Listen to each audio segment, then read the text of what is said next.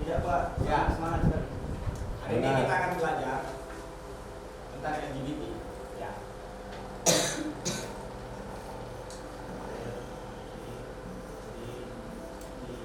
Oke, sebelum kita mulai pelajaran kita akan berdoa. Bapak minta Esther bawa kita ke kamar. Kita berdoa, amin. Ya. Terima kasih Esther. Ya, hari ini kita akan belajar tentang LGBT. Di sini ada yang tahu apa itu LGBT? Yang tahu? Menyukai sesama, Lagi gabut. Lagi gabut? menyukai sesama jenis. Ya, seperti itu ya. Namun dari semua itu LGBT ini adalah sebuah singkatan dari L. L itu adalah lesbian. G. Ada yang tahu G apa? G, ya. Kayak gini ya. Gay. Bukan ini ya, tapi yang ini. Nah, yang ketiga B itu bisex.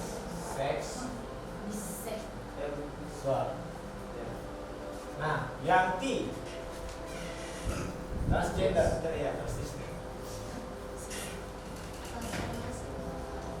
Ya, transgender. Jadi lesbian, gay, biseksual, transgender. Nah, gay, lesbian itu adalah sebuah kelainan atau sebuah penyimpangan seks yang terjadi pada manusia. Ya, LGBT ini ya, sebuah penyimpangan seks yang terjadi pada manusia di mana lesbian itu wanita menyukai wanita. Misalkan Esther menyukai Olive, begitu ya, tapi semoga enggak ya. Jadi lesbian itu wanita menyukai wanita sama jenis. Nah, gay itu lelaki menyukai laki-laki. Misalkan Ruskin suka dengan kilat begitu. Ya, seperti itulah. Nah, dan biseksual itu apa? Apakah dia suka sesama jenis atau? Dia suka semua. Ya, betul, Olive betul. Dia suka semua genre dia suka. Dia suka laki-laki, dia suka sama perempuan. Dia suka laki-laki dan perempuan. Nah, sedangkan transgender, ada yang tahu transgender? Laki-laki jadi perempuan. Ya, boti. Laki-laki jadi perempuan ya. Perempuan jadi laki-laki, yaitu perubahan pada jenis kelamin, di mana pada mulanya ia itu diberikan Tuhan kelamin laki-laki, tapi dia mau jadi perempuan. Atau biasa kita lihat sekarang itu waria. Ya, seperti itu.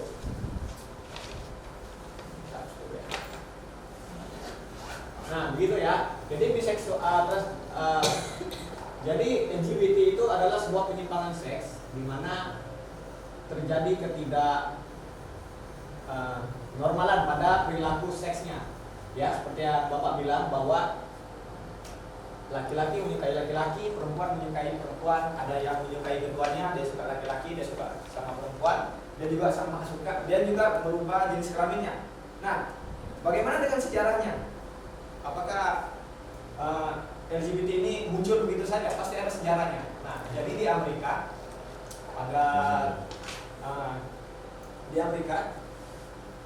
itu LGBT itu dilegalkan karena di sana menyuarakan hak asasi manusia.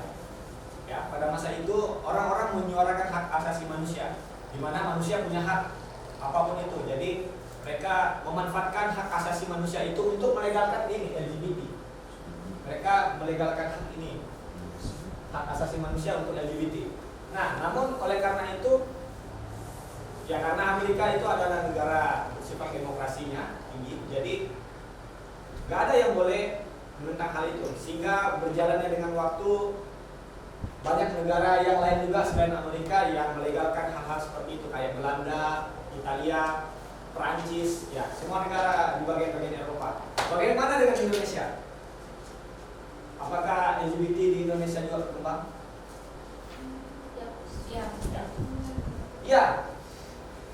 Namun pada dasarnya Indonesia juga masih membuat itu sebuah tindakan yang ilegal. Meskipun pada perkembangan tahun 2000-an di Indonesia itu LGBT mulai berkembang, namun terjadi beberapa hal sehingga hal ini tidak berkembang begitu besar. Nah, kalau kita berbicara tentang LGBT, kita pasti bertanya-tanya kenapa bisa terjadi LGBT? Apa faktornya? Faktor LGBT ya. Apa faktor LGBT?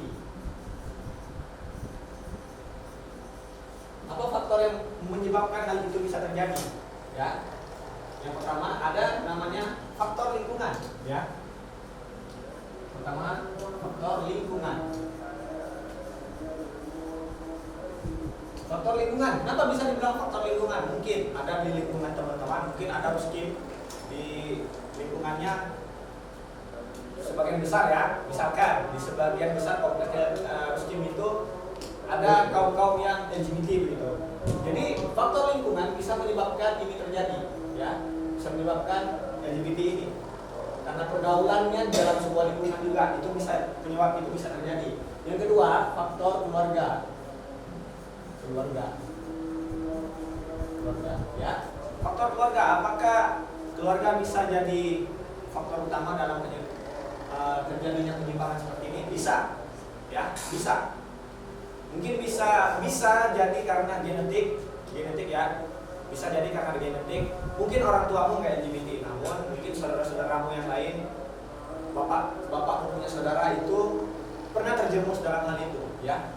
Atau mungkin orang tuanya lagi pernah terjerumus dalam hal itu. Jadi genetik itu bisa menyebabkan hal seperti itu. Nah, faktor keluarga juga selain karena genetik, yang kedua karena tidak ada keharmonisan dalam keluarga. Ya, misalkan anaknya tidak dipedulikan, ya seperti itulah, orang tua yang bertengkar. Bisa jadi hal ini terjadi karena bisa jadi ya, karena kurang diperhatikan, mencari perhatian dengan melakukan hal-hal seperti ini. Nah, dan selanjutnya, faktor selanjutnya adalah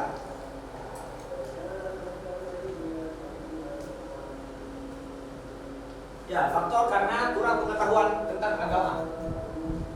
Minus tentang agama ya. Tentang agama. Ya, kalau kita berbicara tentang agama, sepertinya sekarang agama menjadi patokan utama dalam kita menyetujui hal-hal yang bersifat seperti ini. Ya, di dalam Alkitab, khususnya dalam Kejadian, ada cerita tentang Sodom dan Gomora dimusnahkan. Di sana cerita di situ menceritakan bagaimana orang di Sodom dan Gomora itu menyukai sesama jenis.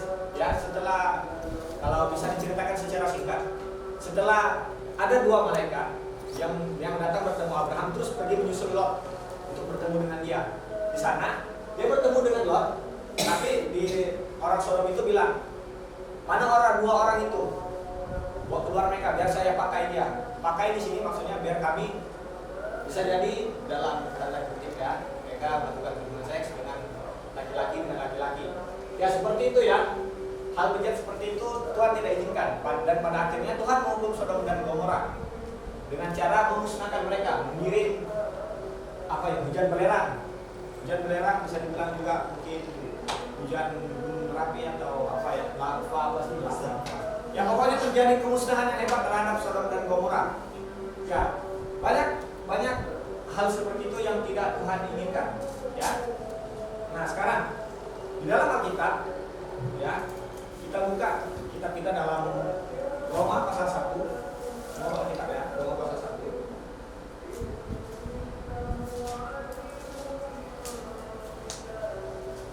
Roma pasal 1 ayat 26 sampai 32.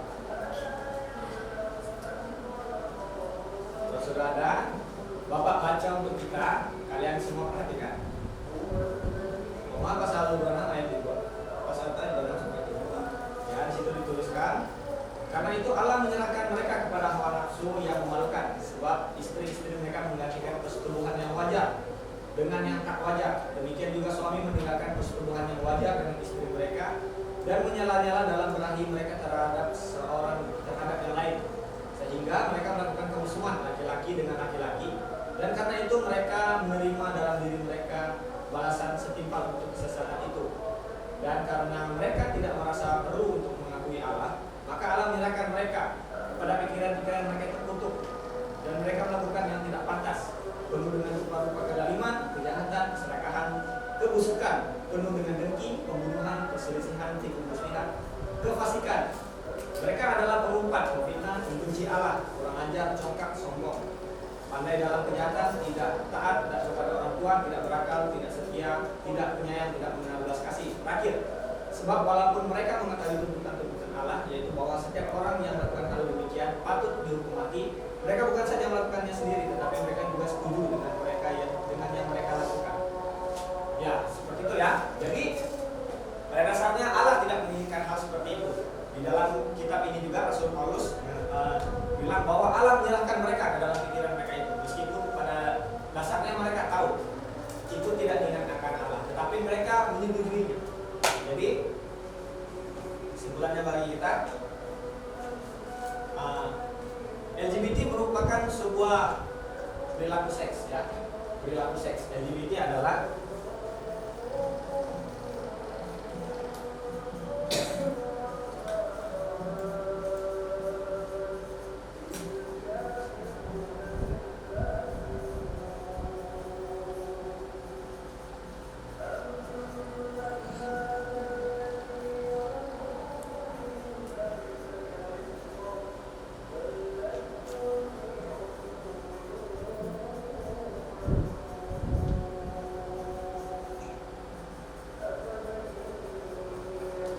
bisa baca ya.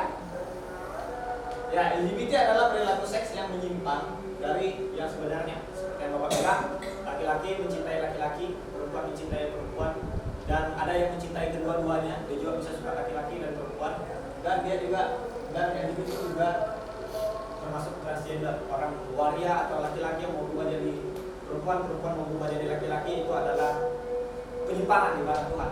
Dan Tuhan bilang Tuhan tidak menginginkan hal itu. Tapi kita sebagai orang Kristen, apa yang kita lakukan kepada mereka? Oleh karena itu, sebagai orang Kristen, orang yang sudah ditebus Allah, yang memperoleh keselamatan, kita juga perlu mengasihi mereka. Penting membawa mereka kembali ke jalan yang benar, bukan menghakimi mereka. Bukan berarti kita merasa kita itu benar ya, tapi kita menghakimi, bukan menghakimi mereka. Kita perlu membawa mereka kepada jalan yang benar, bawa mereka menerima kepada Yesus. Dan pada akhirnya, saat mereka ketemu dengan Tuhan, mereka bisa menyembuhkan orang lain yang mengalami hal yang sama. Oleh karena itu, hari ini demikian pelajaran kita. Kita akan mengakhiri kelas kita. Bapak minta Seviana buat kita dalam doa. Amin. Amin.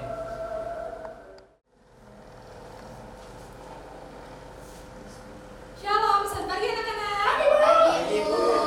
Hari ini kita akan belajar, tetapi sebelum itu, sebelum kita memulai pelajaran kita, apa yang biasa kita lakukan? Berdoa.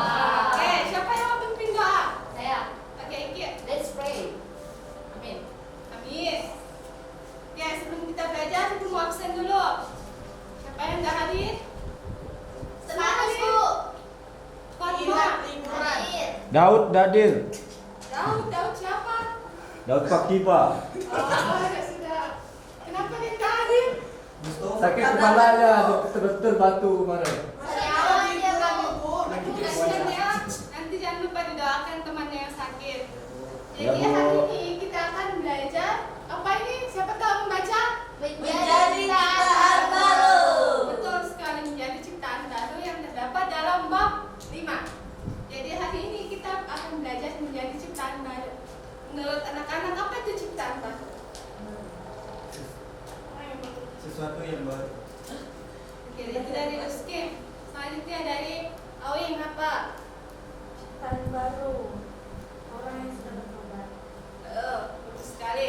Jadi kalau dari dalam Alkitab kita baca dalam Kejadian pasalnya yang pertama ayat yang kedua, di situ dituliskan bumi belum berbentuk dan kosong, gelap gulita menutupi samudra air. Jadi ciptaan baru maksudnya dari bumi yang belum ada. Lalu siapa yang ciptakan? Allah. Jadi dari bumi yang belum ada, lalu Allah menciptakan bumi itu jadi ciptaan yang baru. Tapi di sini kita bukan akan membahas soal ciptaan-ciptaan itu, tapi kita akan belajar dari dalam diri kita sendiri. Apa sih artinya ciptaan baru?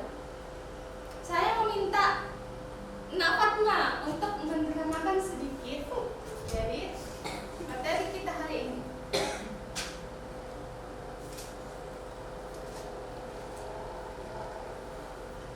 Jadi, oke, silakan. Mulai. Elva, orang itu nggak boleh main HP di kelas. Kamu itu kepala batu sekali. Simpan HP-mu itu. Elva ini malas lah. Elva, nggak boleh begitu.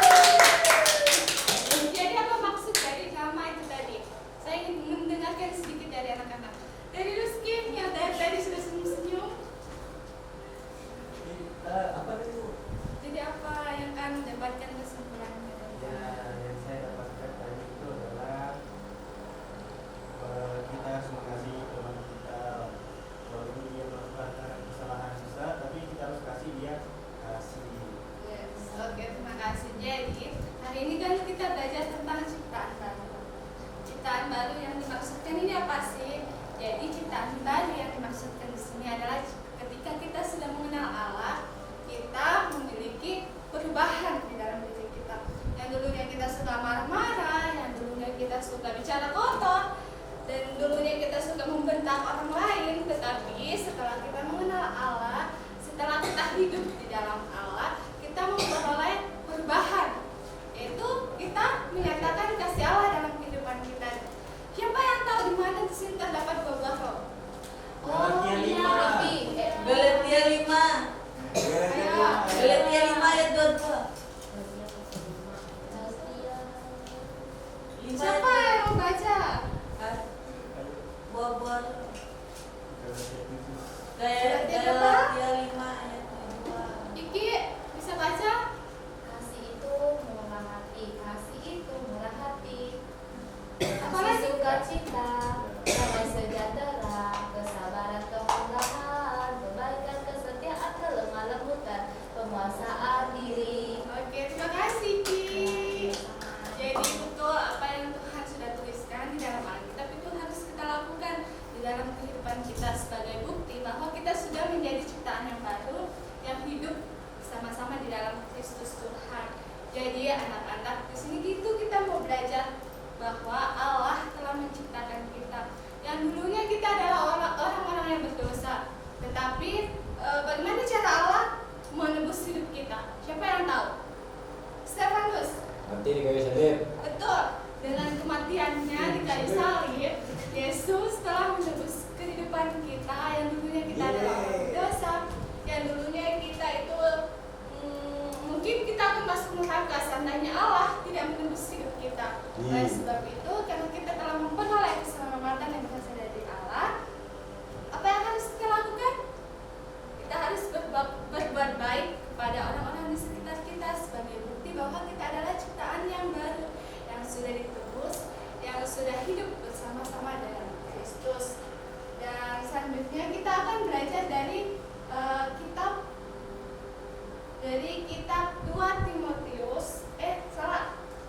Korintus pasalnya yang kelima ayatnya yang ke-17. Siapa bisa baca? Terus Kim, ada bawa Alkitab? Tidak, Bu. Dan sudah kamu bantu ibu membaca ya. Nanti ibu kasih Alkitabnya. Ya, jadi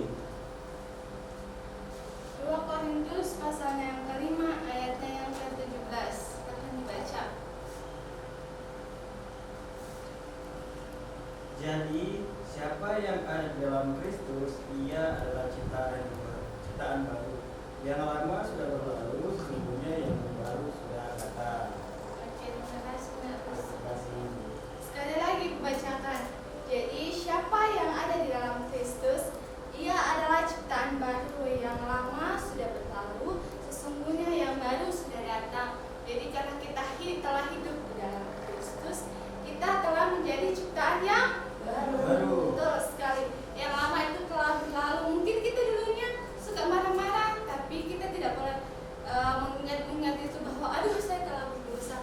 Tapi kita harus mengingat bahwa kita telah memperoleh kehidupan yang baru bersama dengan Kristus. Oleh sebab itu yang harus kita lakukan adalah sesungguhnya yang baru telah datang. Kita harus membuka diri kita untuk hal-hal baru bersama dengan Kristus. Jadi anak-anak, sekian pembelajaran hari ini. Mari kita satu dalam doa. Saya ingin meminta adik Elva untuk memimpin kita dalam doa. Mari kita berdoa. Amin. Shalom, selamat pagi anak-anak. Selamat pagi Ibu. Ibu. Ya, pada pagi hari ini kita akan belajar bersama-sama. Namun sebelum itu Bu Guru akan absen ya. Ibu. Stefanus, Hadir, Bu. Ranov, Hadir. ya. Ranov tidak ada ya? Tapi saya bebas WC tadi, Bu. Oh, Ruangan iya. besar. Oke, Iki. Hadir. Oke. Berarti semua hadir ya?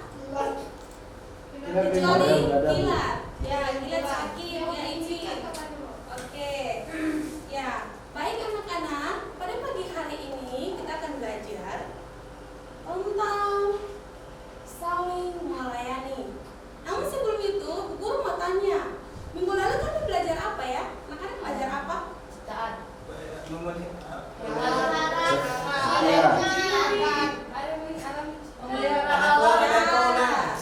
Kasih. Menjaga. Iya, Ya. memelihara. Kita sudah belajar banyak hal, saling memelihara, saling mengasihi, saling menjaga alam sekitar kita, karena semua itu adalah ciptaan Tuhan. Ya, pada hari ini kita akan lanjutkan materi kita, saling melayani. Oke, siap? Apa itu saling melayani? Ada yang tahu? Ambilkan makanan. Saling menolong. Ya, saling menolong. Saling Apa membantu. lagi? Saling membantu. Ya, betul. Apa lagi, Ruskin? Waduh. Saling mengasihi. Yang paling depan. Saling apa Rizky? Saling memberi. Ya, saling memberi. Semuanya benar yang dikatakan oleh anak-anak, saling menolong, saling memberi, saling menjaga, semuanya betul. Nah, saling melayani yang dimaksud di sini adalah saling dari kedua belah pihak yang harus saling membantu kepada pihak yang satu.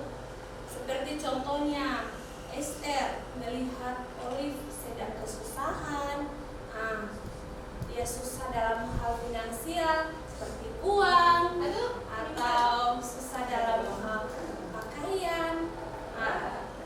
Esther harus membantu. Itu contoh sederhananya ya. Oke. Nah, anak-anak tahu contoh sikap saling melayani ini apakah ini termasuk dalam kasih atau Ya, kasih. Mungkin. kasih? Ya, itu kasih. Ya, bentuk kasih.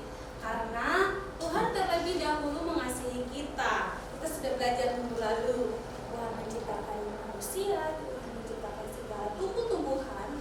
Itu semua menyangkut di dalam kasih. Karena Tuhan itu mengasihi kita. Oleh sebab itu, teman kita, terus bukan saja teman kita, tetapi orang tua kita, kakak kita, dan siapapun dia, itu semua adalah kita wajib untuk mengasihi dengan ya. Jadi bentuk melayani kita adalah melayani dengan kasih. Kasih yang dimaksud di sini adalah kasih yang kasih agape. Ada yang tahu kasih agape? Kasih agape itu artinya kasih yang rela berkorban tanpa pamrih, tanpa menuntut balasan seperti itu, tidak mengharapkan balasan dari teman yang dikasihi, tetapi dia hanya mau memberi dan memberi karena Tuhan terlebih dahulu mengasihi kita. Ya, seperti itu. Nah, contoh-contoh kasih yang di sini yang harus kita lakukan adalah selain dari menolong, selain dari memberi, atau selain dari memberi tanpa syarat yang tadi sudah Ibu bilang, di sini ada 6 kasih yang Tuhan mau kita lakukan, yaitu ada kita harus yang seperti sudah dikatakan membantu, yang kedua itu mendoakan, terus yang ketiga itu memaafkan, terus yang keempat itu menolong, berbagi dan berdamai. Oke, jadi ada 6 kasih ini yang perlu kita lakukan. Oke, jadi jika begitu apa sih perbedaan dari kasih yang benar dan kasih yang salah menurut anak-anak? Kalau kasih yang salah itu biasanya dia butuh ada pembalasan. Tapi kalau kasih yang benar itu dia benar-benar rela, tidak butuh ada balasan lagi. Oke, bagus, betul. Tidak butuh balasan dari pihak yang dia beri. Oke, ada lagi? Kanov. Tahu. Ada yang bantu. Siapa lagi? Stefanus. Kata Bu. Ya, seperti yang sudah dikatakan oleh Iki tadi, kasih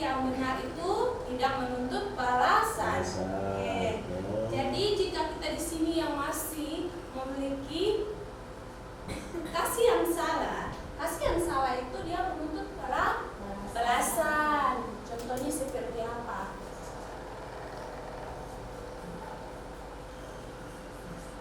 Kasih yang benar dan kasih yang salah. Kasih yang benar itu apa tadi? Tidak menuntut pembalasan. Tidak menuntut pembalasan.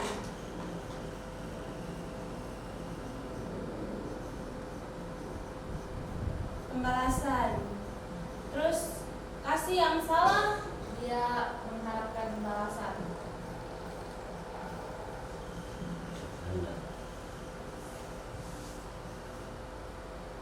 menuntut pembalasan.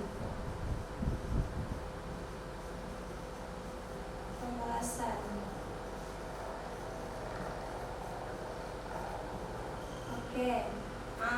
Anak-anak, jadi kita sebagai anak-anak yang dikasih Tuhan, ciptaan Tuhan, kasih yang pertama, yang nomor 1 ini yang harus menjadi prioritas kita atau menjadi prinsip dasar dalam kehidupan kita. Jadi ini adalah kedua perbedaan kasih yang Tuhan Yesus mau kita ikuti, yaitu yang pertama, bukan yang kedua. Ya, jadi apa saya mau tanya lagi? Menurut anak-anak, apakah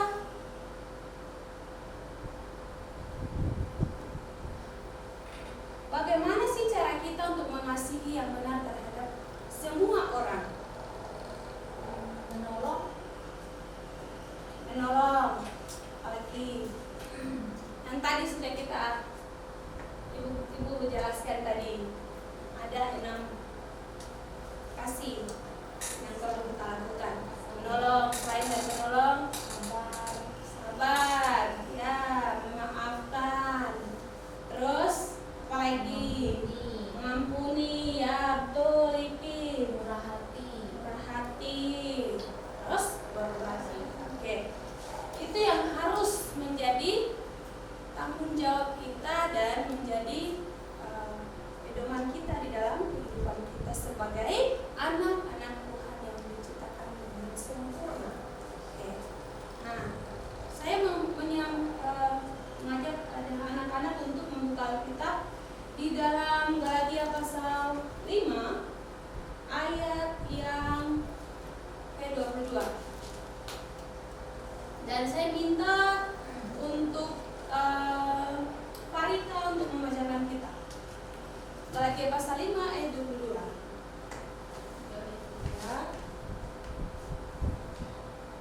Galatia pasal 5 ayat 22.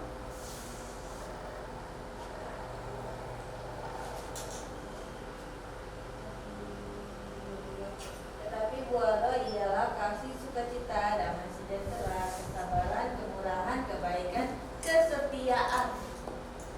Oke, makasih Farita.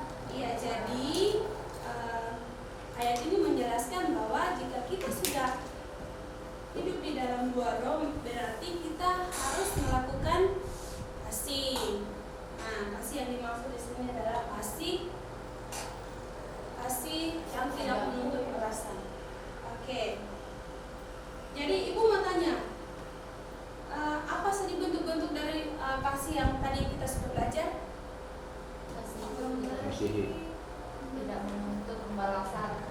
Ya. Apalagi Alif? Mengampuni, ya.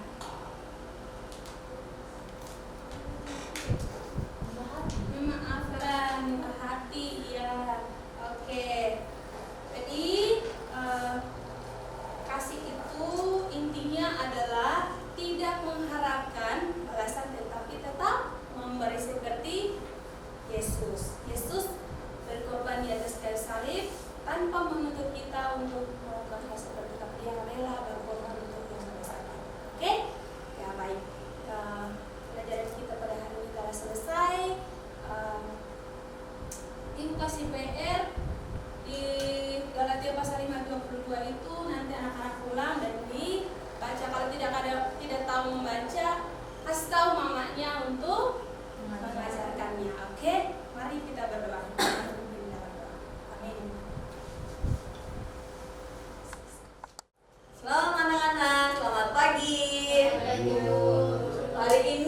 masuk di bab baru, yaitu mencegah seks. Di sini kita akan belajar bagaimana kita harus mencegah atau menjauhi seks. Kenapa kita harus menjauhi seks? Pertama, karena adanya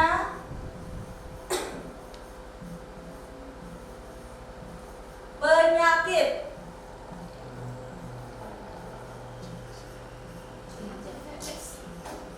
Ada yang tahu penyakit apa saja yang akan timbul dari seks? HIV. Ya, ada Demam berdarah. HIV. Ada apa lagi? AIDS. VIP. Nggak tahu. VIP. Ah ya. AIDS. Sakit. Ya. Anu. Nah, anak-anak, bagaimana kita akan mencegah itu seks dalam kehidupan kita? Terutama buat laki-laki. Buat laki-laki kita mencegah seks dengan cara tidak menonton yang namanya Itu porno. pornografi. Oh. Dan yang perempuan, bagaimana kita mencegah seks dengan awal, yaitu tidak dengan sama, tetapi kita perempuan lebih cenderung ya pada saat PMS ya. PMS itu bisa kita dapat pada saat kita SMP nanti. Dan anak-anak, ibu mau kita belajar satu lagu, bagaimana supaya kita bisa ingat untuk menjaga diri kita. Lagunya seperti ini. Sentuhan boleh, kepala, tangan, kaki. Sentuhan boleh, sentuhan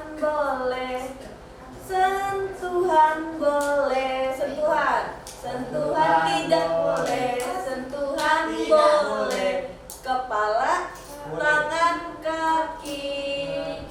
Sentuhan boleh, sentuhan boleh.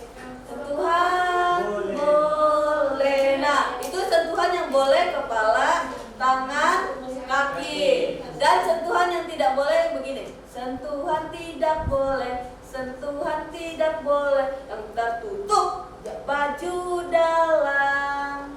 Hanya diriku yang boleh menyentuh. Oke. Lagu yang kedua, sentuhan tidak boleh, yang tertutup baju dalam. Ya, hanya diriku yang boleh menyentuh. Oke, kita nyanyi. 2, 3. Sentuhan tidak boleh, yang tertutup baju dalam. Hanya diriku yang boleh menyentuh. Oke, nanti kita nyanyi lagi ya untuk lagu itu. Nah, anak-anak, kalau kita bicara tentang seks, pasti semuanya sudah kayak pemikirannya, aduh tidak boleh, ini tidak boleh diajarkan ibu, apalagi di sekolah. Sebenarnya tidak. Ini harus kita pelajari mulai sekarang, supaya waktu kita masa puber kita, terutama masa pubernya laki-laki, apa? Tumbuh kumis, Bu. Tumbuh kumis, Bulu kayak anunya. kumis. Apalagi kalau masa pubernya laki-laki, bejanggut, Suara bebas. janggut. Suara bebas. Suaranya Bu. tinggi. Apalagi? Suaranya semakin berbeda. Ya, suaranya semakin berat ya, suara semakin berat. Oh. Karena ada batu. Ya, dan mereka namanya mimpi basah.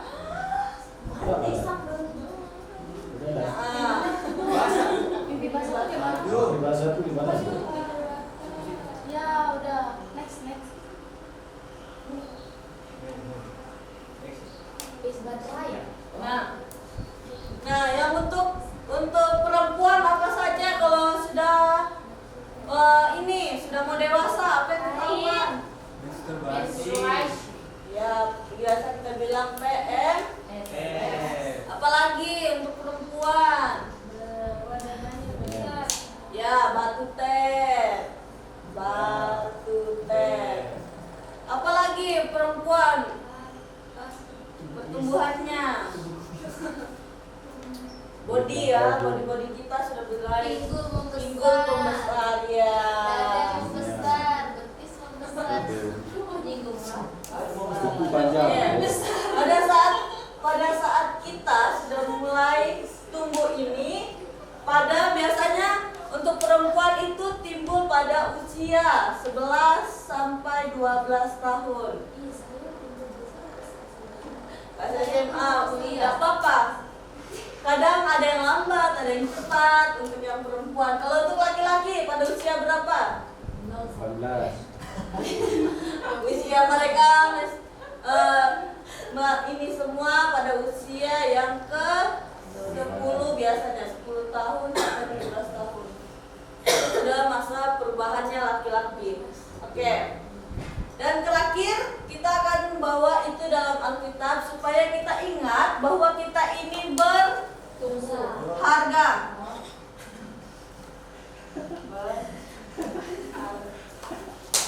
Oke, bahwa kita ini berharga.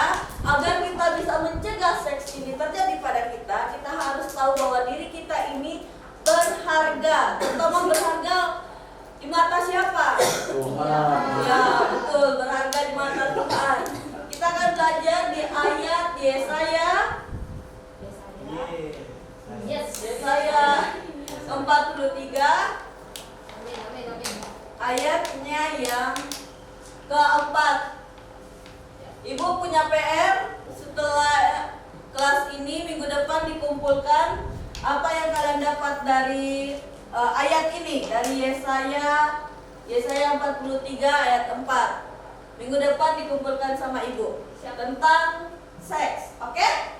Terima kasih anak-anak. Kita akan menutup kelas kita. Minta kesediaan anak Ruskim menutup kita dalam doa. Mari kita berdoa. Amin.